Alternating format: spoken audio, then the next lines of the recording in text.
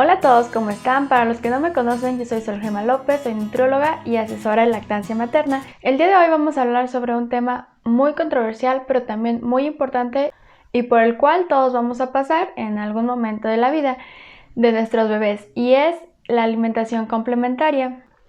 Bueno, como muchos sabrán, antes esta se iniciaba a los 4 meses. Esto porque se dice que antes, cuando la madre no podía dar pecho, se daba simple leche de vaca rebajada, con lo cual pues el niño empezaba a tener deficiencias nutricionales muy pronto y se le empezaban a dar este tipo de papillas o purés a los niños. Ahora, aquí hay que diferenciar entre los niños que toman fórmula y los que toman pecho. Los que toman fórmula, como les comento, aunque la leche sea adaptada al bebé, sigue siendo leche de vaca, con lo cual tiene algunos antinutrientes y algunos de sus elementos no son tan bien disponibles como en la leche materna, como por ejemplo el hierro.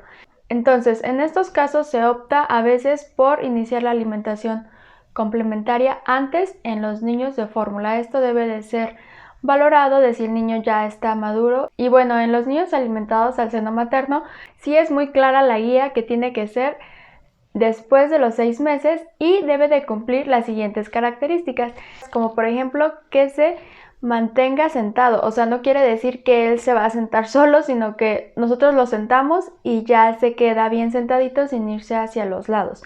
Esto nos da un indicio de que su sistema digestivo ya está lo suficientemente maduro, además del inmunológico, neurológico y renal.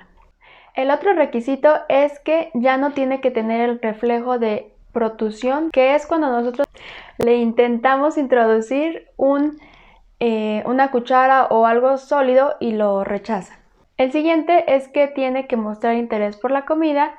Y el último, en el caso del baby led weaning, que les voy a hablar de él más adelante, el bebé pues obviamente tiene que tener ya la habilidad de poderse llevar la comida a la boca con sus manos.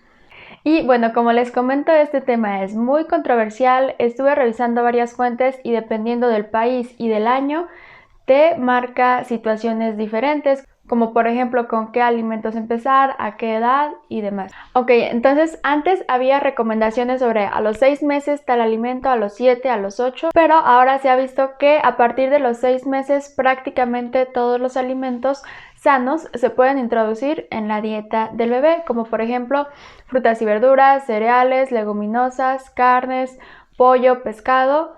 Y bueno, en el caso de los derivados lácteos, por ejemplo el queso y yogur, podemos introducirlos en pequeñas cantidades a partir de los 9 meses, pero leche entera solamente hasta después de los 12 meses.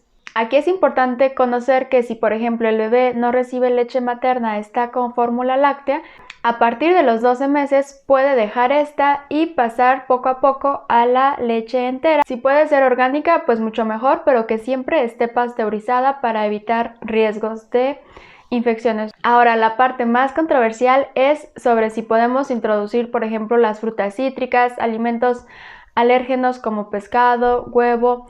La respuesta es sí. Antes se creía que era hasta después del año, pero en publicaciones recientes se ha visto que sucede un efecto contrario, con lo cual si retardamos la introducción de estos hay una mayor probabilidad de alergias. Esto incluso en niños con potencial alergénico, o sea que son propensos a alergias por herencia o el ambiente. Lo único que hay que hacer en niños propensos a alergias o no es que se debe de respetar la regla de los 3 días, que quiere decir que vamos a introducir un alimento nuevo durante 3 días y vamos a ver si no le causa ningún tipo de alergia. Hay que estar muy atentos.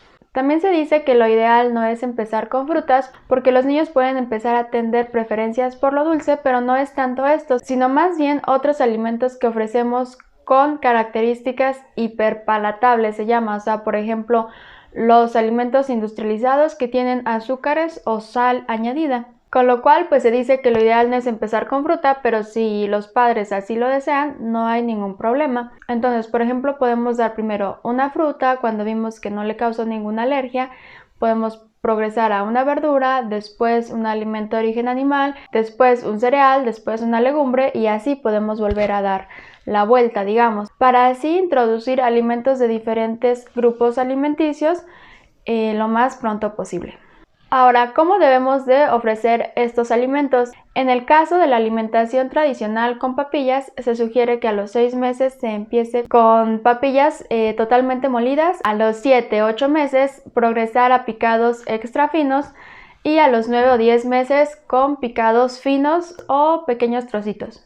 Ir haciendo esta progresión para que a los 12 meses ya pueda prácticamente unirse a la dieta familiar, siempre y cuando ésta sea sana, que en algunos casos, por ejemplo, si la misma familia sabe que no está teniendo los mejores hábitos alimenticios, es buen momento para revisar su alimentación y cambiarla en pro del bienestar de su bebé y de todos, ya que a veces es común que quieren que los hijos coman súper sano, pero los padres no están haciendo lo mismo, con lo cual evidentemente tarde o temprano el niño no va a tener la alimentación que se espera, sino que se va a adecuar a los padres, porque pues los padres deben de dar el ejemplo. En casos que por ejemplo los niños no acepten las verduras o demás, si la familia tiene hábitos saludables, no hay que insistir tantísimo, sino que más bien el niño se va a ir adaptando. Ahora, ¿cuántas veces ofrecer al día? A los 6-7 meses se puede empezar con 1 o 2 veces al día y posteriormente con 3 o 4 veces al día, más si así lo prefieren las madres, pero se ha visto que la regla de las 5 veces al día ya no es tan recomendable, o al menos no es indispensable. Ahora, ¿qué cantidad? En cuanto a los requerimientos calóricos, los bebés de 6 meses empiezan más o menos con 600 calorías y a los 12 meses tienen aproximadamente 900 calorías de requerimiento energético, con lo cual, si lo comparamos con el estándar del requerimiento de un adulto, que es aprox 2000 calorías, podemos ver que evidentemente ellos requieren mucho menos cantidad que la de un adulto. Es muy importante respetar sus patrones de hambre y saciedad, porque se ha visto, sobre todo en la cultura latinoamericana, que la típica que aplicaban las mamás de no te paras de la mesa hasta que te termines el plato, esto se ha visto que tiene un efecto contraproducente a una buena nutrición, ya que nos condiciona que aunque estemos llenos, queramos seguir comiendo, con lo cual es súper importante respetar las señales de que el bebé ya se llenó, por ejemplo que escupa el bocado, que rechace el biberón, la cuchara. Ahora, ya vimos la alimentación tradicional, que es con purés. Últimamente se ha puesto de moda un término que se llama baby-led weaning, que quiere decir alimentación complementaria dirigida por el bebé. Antes a esto se le llamaba ablactación, pero este término se dejó de usar porque es derivado del latín, que significa destete, con lo cual pues esto no es así. Se sabe que la alimentación complementaria es justamente eso, complementaria a la leche, ya sea materna o maternizada, fórmula láctea, con lo cual, como les comento, hay una progresión de la importancia. Si antes de los 6 meses la leche era lo más importante, o sea el 100% de su alimentación, esto va disminuyendo poco a poco para que aproximadamente al año 2 meses, 3 meses, el bebé realmente ya le da más importancia o consume más alimentos sólidos y va desplazando la leche. Con lo cual, pues se debe de saber que no hay mucha prisa, es un periodo exploratorio para el bebé y de adaptación a esto. Obviamente siempre vigilando peso, talla, salud.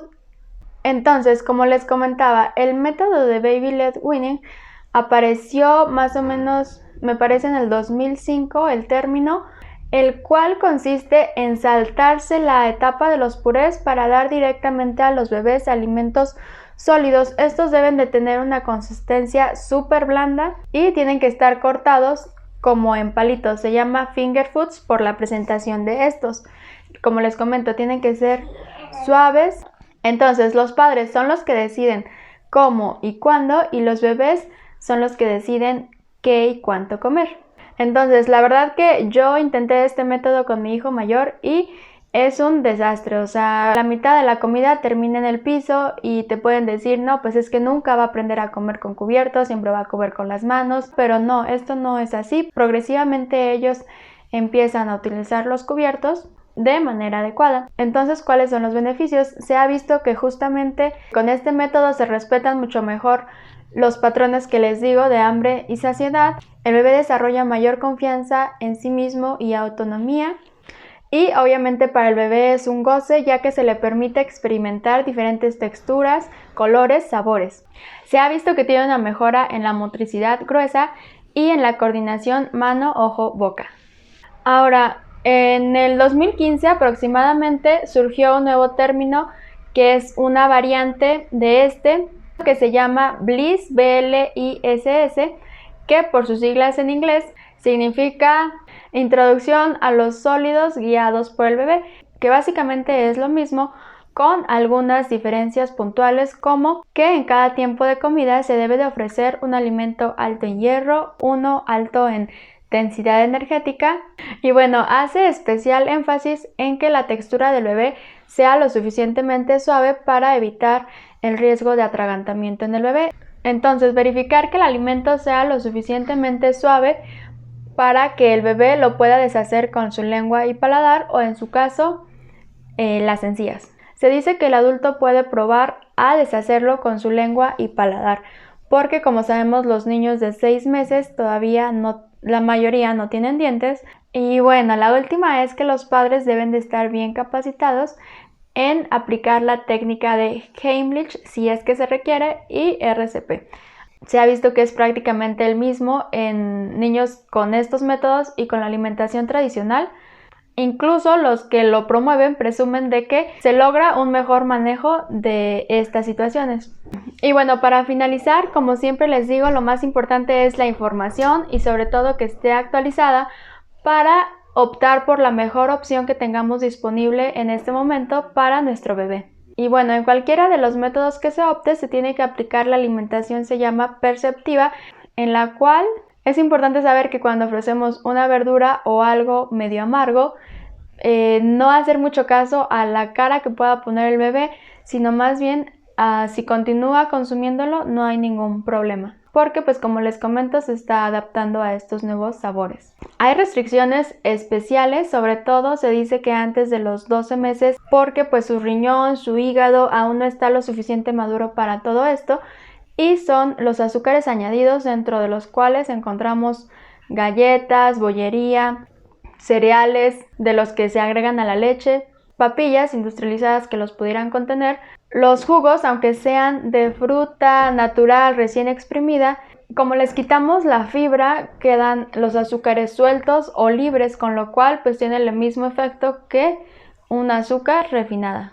La sal, embutidos, bebidas de arroz por su alto contenido en arsénico, miel no pasteurizada por el riesgo de botulismo en los bebés, derivados de la soya por algunos antinutrientes que tiene, sobre todo de hierro, o sea que van a impedir que se absorba eficientemente y acumulación de aluminio. Y finalmente las verduras de hoja verde como acelga, espinaca también se tienen que restringir. Se pueden no ofrecer hasta después del año, o también se pueden ofrecer a partir de los 9 meses, pero en muy poquitita cantidad. Se dice que puede abarcar hasta el 20% de la cantidad de comida que tenemos en el plato, pero pues nunca más de esta, con lo cual pues sí se puede dar, pero no todos los días y en poquita cantidad.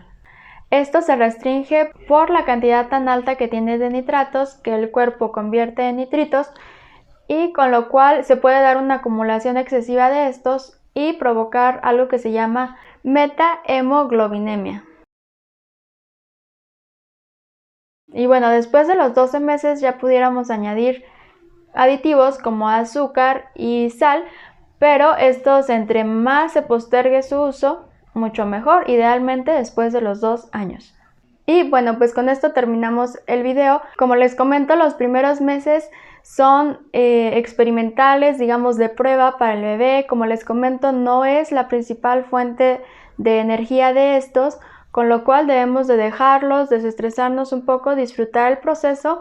Obviamente la responsabilidad de los padres es ofrecer alimentos sanos, equilibrados y en la cantidad de tiempos que le corresponda. Y bueno, sí es súper importante que el bebé sí tenga sus revisiones periódicas con el pediatra y nutriólogo para revisar que todo vaya en orden. Un gusto, hasta luego.